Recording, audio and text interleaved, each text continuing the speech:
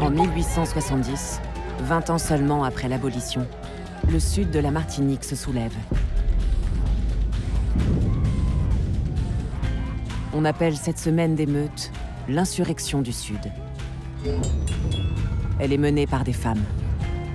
Parmi elles, Lumina Sophie, 22 ans.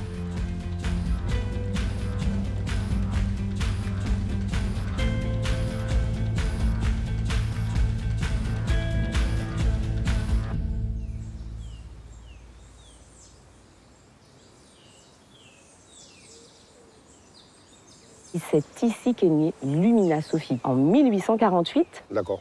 Alors Lumina, c'est une cultivatrice, mais aussi une marchande, une couturière. On lui reconnaît un tempérament intrépide, une certaine stature physique. Et en fait, Lumina, c'est une rebelle.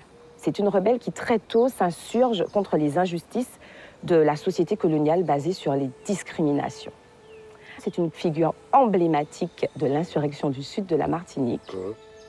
Alors tiens-toi bien, elle n'est ni plus ni moins, cette Lumina, ton arrière-cousine. 2 fois ou 3 fois? 3 fois. 3 fois? Ah ouais, arrière-cousine. D'accord. Exactement. Mais est-ce que toi, tu en avais déjà entendu parler de Lumina Sophie? Pas une seule seconde. Pas une seule seconde. Non, vraiment pas. Non. Tout ce que tu me dis, je le prends là, voilà. En général, je suis dans la surréaction, dans l'hyperactivité. Là, pour le coup, j'écoute. Je suis en posture d'écoute, parce que je ne veux rien louper de ce que j'entends. Mais j'ai envie de chialer.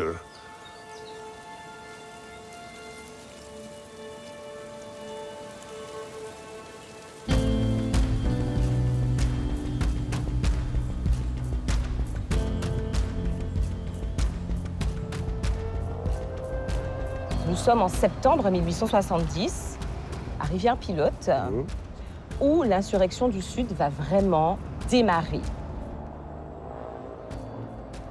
Et les femmes comme Lumina vont y prendre part de manière active. Elles sont souvent placées en première ligne afin de jeter des eaux pimentées et des pierres sur les troupes qui sont envoyées pour mater la révolte. Et puis, il y a aussi le souvenir de la révolte haïtienne qui plane chez les propriétaires d'habitation.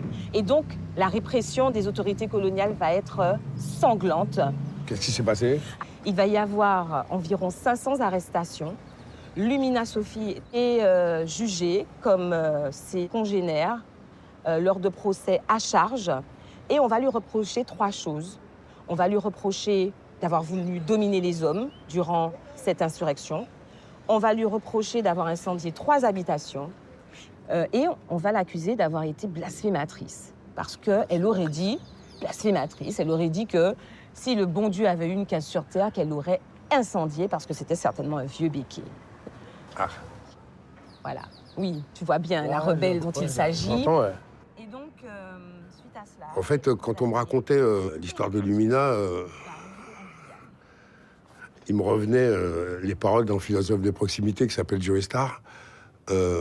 Il fut un temps, on nous aurait pendus comme des vendus, des bandits à la langue trop pendue. C'est les honneurs qu'on nous réserve pour la suite. C'est un couplet que j'avais écrit. C'est marrant, j'ai cette petite musique qui s'est inscrite dans ma tête. Voilà.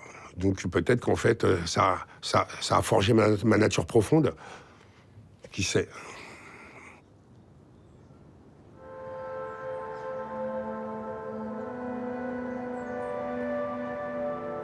Lumina est condamnée aux travaux forcés, à perpétuité. Elle est déportée en Guyane, au bagne de Saint-Laurent-du-Maroni. Elle n'y survivra pas.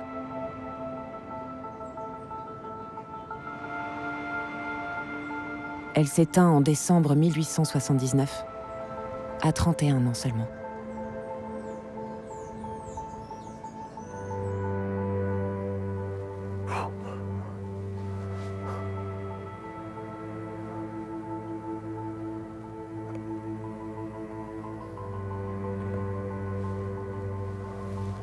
En aucun cas, je ne peux me résoudre à croire que ça n'ait servi à rien.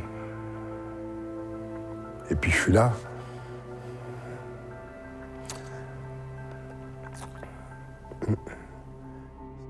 Je pense que je me serais construit autrement en sachant ça plus jeune.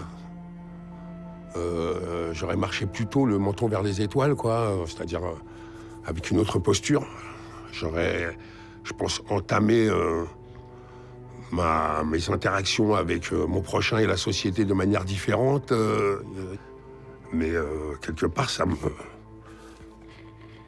c'est pas simple à vivre.